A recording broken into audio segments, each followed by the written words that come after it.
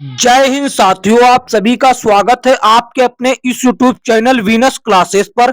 आज की इस वीडियो में हम लोग देखेंगे साथियों एसएससी जीडी एग्जाम 2025 11 फरवरी की फर्स्ट शिफ्ट का साथियों एनालिसिस देखेंगे साथियों। सबसे पहले सबसे सटीक उत्तर के साथ देखेंगे साथियों। साथियों चैनल पर नए हो तो चैनल को सब्सक्राइब करके नोटिफिकेशन बेल को ऑल पर क्लिक कर लें ताकि आने वाली वीडियो का नोटिफिकेशन सबसे पहले आप तक पहुंच सके। तो देखिए इसका पीडीएफ कहां मिलेगा, ये सभी जानकारी हम अभी आपको बता रहे हैं, बस आप बने रहिए। देखिए कहता रुक्मणी देवी अरुंडेल किस नृत्य से संबंधित हैं। तो साथियों रुक्मणी देवी अरुंडेल जो हैं ये भारतनाट्यम से संबंधित हैं। किससे? भारतनाट्यम से संबंधित हैं। भारतनाट्यम और रुक्मणी देवी अरुंडेल से जुड़ी बातों का अध्ययन हम कर लेते हैं जो आगे की शिफ्टों में साथियों काम आएगी। तो रुक्मणी देवी अरुंडेल का संबंध भारतनाट्यम से है। वे एक प्रसिद्ध भारतनाट्यम नर्तकी, कोरियोग्राफर और ब्रह्म विद्यावादी थी। वे पशु कल्याण की कार्यकर्ता भी थी। और देखिए और रुक्मणी देवी अरुंडेल का संबंध जन्म 29 फरवरी 1904 को तमिलनाडु के एक ब्राह्मण परिवार में हुआ था और उनका निधन 24 फरवरी 1986 को हो गया था। वे और देखते हैं नेक्स्ट, और कहता वे भारत इतिहास की पहली महिला थी जिन्हें राज्यसभा के सदस्य के रूप में मनोनीत किया गया था और उन्हें साथियों 1956 में पद्म भूषण की उपाधि मतलब कि सम्मान से सम्मानित किया गया। और उन्हें साथियों मद्रास, जिसको अब चेन्नई कहा जाता है, मद्रास में कला क्षेत्र फाउंडेशन की स्थापना की थी। वे एक थियोसोफिस्ट थी और एनिमेशन से बहुत ही ज्यादा प्रेरित थी। उन्होंने भारतनाट्यम की सधीर शैली को फिर से जिंदा किया और उन्होंने भारतनाट्यम को मुख्य धारा में लाकर समाज में सम्मानजनक स्थान दिलाया। देखते हैं साथियों अगला प्रश्न क्या पूछा गया था। एक प्रश्न ये साथियों पूछा गया था कि विटामिन ए का रासायनिक नाम क्या है। साथियों विटामिन ए का रासायनिक नाम मित्रों क्या होता है? रेटिनॉल हो जाता है विटामिन ए का नाम साथियों। और साथियों देखिए कुछ विटामिन लेकर आए हैं जो साथियों आपके आगे की शिफ्टों में काम आएंगे। विटामिन ए का तो रेटिनॉल होता है, विटामिन बी 1 का थायमीन, विटामिन बी 2 का राइबोफ्लोविन, विटामिन बी 3 का नियासिन या निकोटिनेमाइड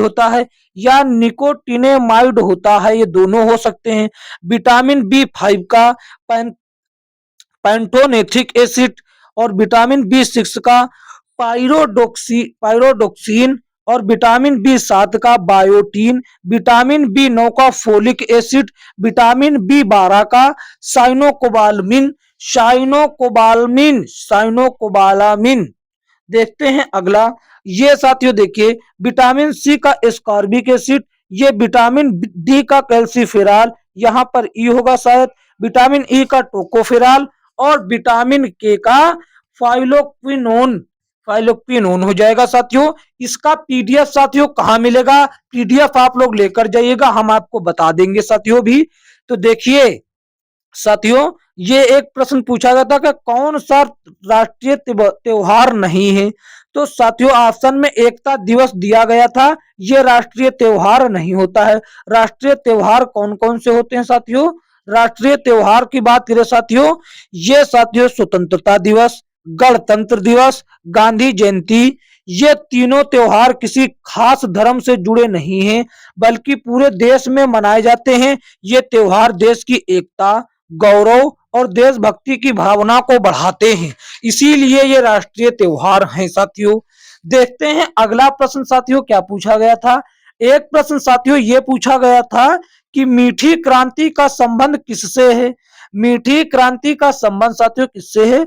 शहद या मधुमक्खी पालन से है। शहद या फिर मधुमक्खी पालन से मीठी क्रांति का संबंध है।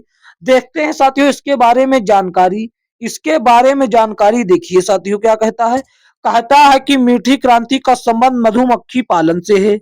यह भारत सरकार की एक पहल है जिसका मकसद मधुमक्खी पालन को बढ़ावा देना। इस क्रांति को मधुमक्खी पालन के नाम से जाना जाता है और इस क्रांति को बढ़ावा देने के लिए साल 2020 में भारत सरकार ने राष्ट्रीय मधुमक्खी पालन और शहद मिशन की शुरुआत की। साथियों ये बातें याद रखेंगे साथियों, आपके काम आएंगी आगे की शिफ्टों वाले बच्चे। कहता है यह मिशन कृषि और किसान कल्याण मंत्रालय के तहत आता है और इस मिशन का मुख्य मकसद किसानों की आय दोगुना करना है। और साथियों कुछ क्रांति देख लेते हैं हम जो आपके लिए साथियों आगे की शिफ्टों में काम आ सकती हैं। तो देखिए साथियों, पीली क्रांति का संबंध तिलहन उत्पादन से है, हरित क्रांति का संबंध अनाज से जैसे कि गेहूं चावल, और गुलाबी क्रांति का संबंध झींगा मछली और प्याज के उत्पादन से है। लाल क्रांति का संबंध साथियों मांस उत्पादन और टमाटर उत्पादन से है। श्वेत क्रांति का संबंध साथियों दूध उत्पादन से है। भूरी क्रांति का संबंध कोको और चमड़ा उत्पादन से है। नीली क्रांति का संबंध मछली उत्पादन से है। रजत क्रांति का संबंध साथियों अंडा उत्पादन से है। और देख लेते हैं साथियों कुछ हैं, और ये साथियों ग्रे क्रांति का संबंध उर्वरक से है, और काली क्रांति का संबंध पेट्रोलियम से हो जाएगा। गोल क्रांति का संबंध आलू से हो जाएगा, और सदाबहार क्रांति संपूर्ण रूप से कृषि का उत्पादन से हो जाएगा। देखते हैं साथियों, ये साथियों आपके बहुत काम आ सकते हैं। पीडीएफ अवश्य लेकर जाइएगा। पीडीएफ कहाँ मिलेगा साथियों अभी बताते हैं बच्चा, पहले ये पढ़ लिया जाए तब बताते हैं आसानी से इत्मीनान से। तो ये प्रश्न साथियों देखिए पूछा गया था 2020 में शिशु मृत्यु दर क्या थी। 2020 में साथियों शिशु मृत्यु दर थी 29.84%, 29.84%, वो भी प्रति 1000 जीवित जन्म लेने वाले शिशुओं पर। समझ गए ना। देखते हैं अगला, ये भी पूछा गया था साथियों कि संविधान के भाग 4 में क्या उल्लेखित है। तो साथियों संविधान के भाग 4 में राज्य के नीति निर्देशक तत्व के बारे में जानकारी मिलती है।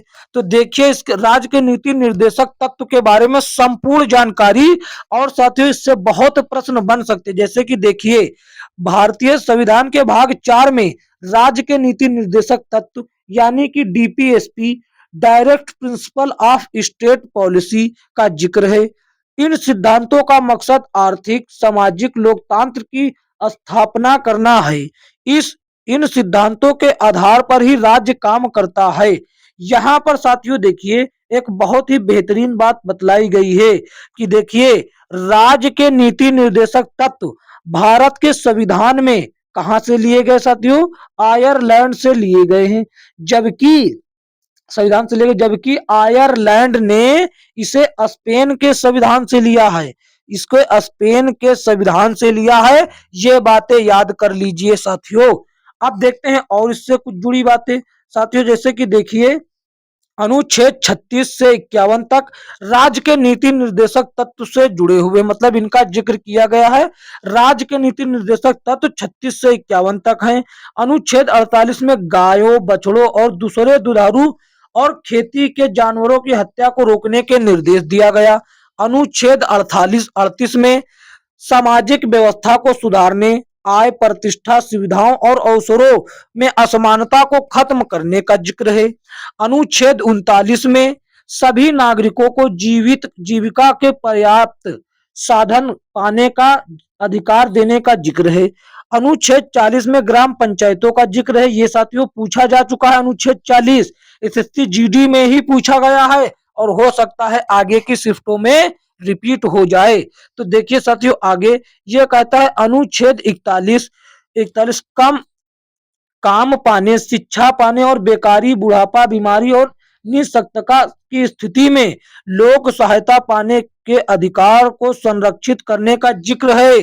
अनुच्छेद 42 में काम की न्याय संगत और मानवोचित दशाओं और प्रसूति सहायता का जिक्र है। साथियों अब देखिए एक प्रश्न ये पूछा गया था, यह भी प्रश्न पूछा गया था कि आपातकाल की स्थिति के दौरान किसी राज्य की विधानसभा की अवधि किसके द्वारा बढ़ाई जाती है। तो ये साथियों संसद के द्वारा बढ़ाई जा सकती है। आपातकाल की स्थिति के दौरान किसी राज्य की विधानसभा की अवधि उसके किसके द्वारा, संसद के द्वारा बढ़ाई जा सकती है। देखते हैं आपातकाल के बारे में जानकारी। भारत में राष्ट्रीय आपातकाल पहली बार 25 जून 1975 को लगाया गया और यह आपातकाल 21 मार्च 1977 तक रहा।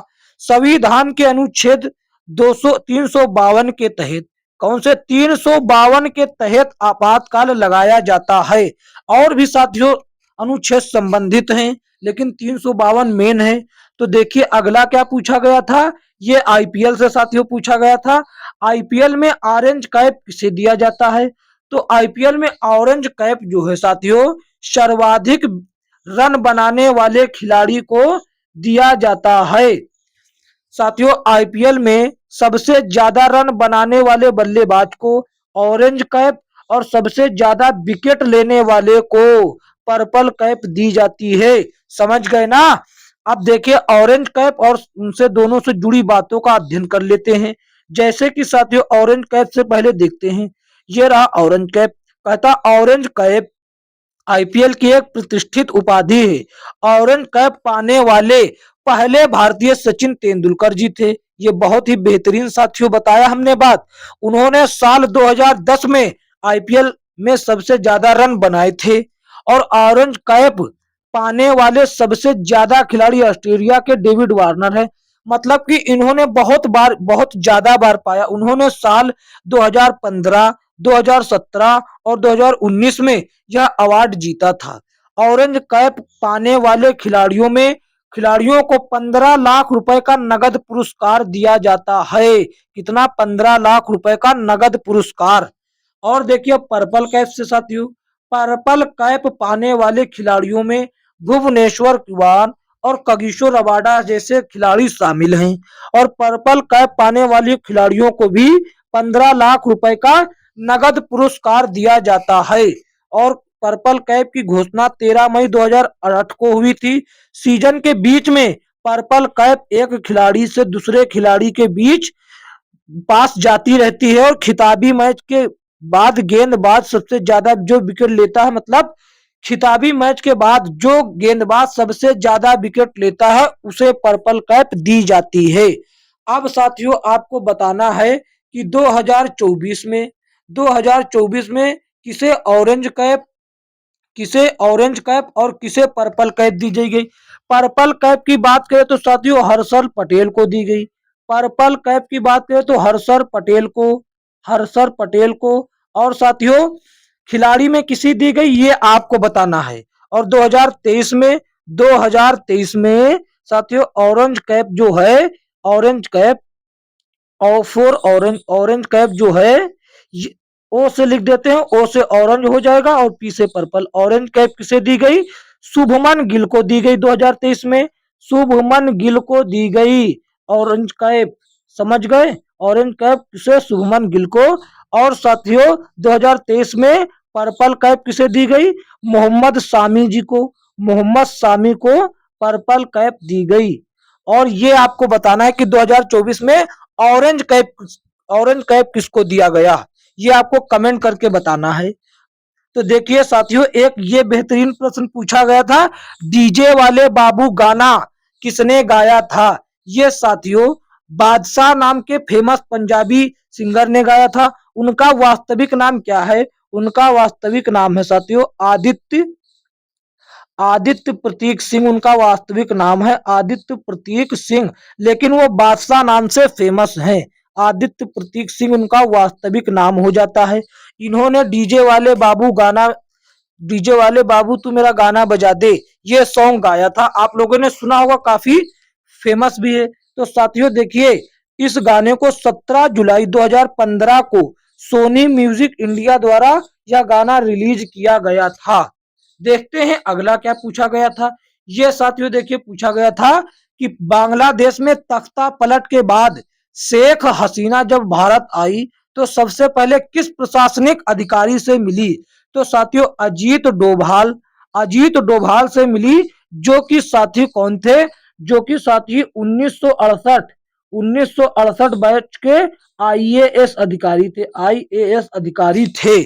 समझ गए ना। देखते हैं अगला साथियों क्या पूछा गया।